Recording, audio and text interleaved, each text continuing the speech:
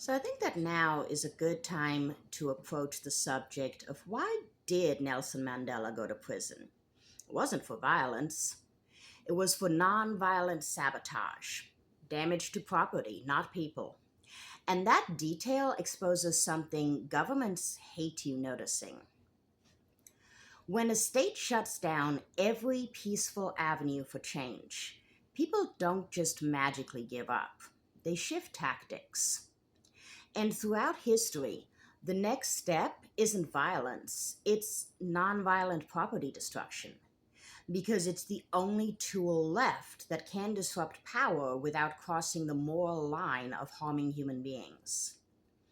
Mandela didn't start as the icon of reconciliation.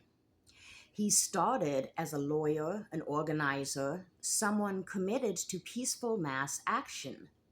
But after the Sharpeville massacre, after the ANC was banned, after the state made it clear that petitions would be met with bullets, Mandela hit a dead end. So he and others formed Umkhonto Wisizwe. I am sure I'm mispronouncing that, but MK for short. Their mission?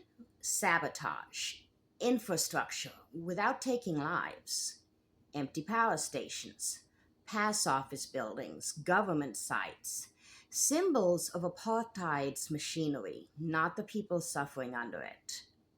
For that, he was charged with sabotage. For that, he got life in prison. For that, the state called him a terrorist. And for that, history calls him a freedom fighter. And Mandela wasn't unique. Whenever peaceful dissent is blocked, nonviolent property disruption shows up.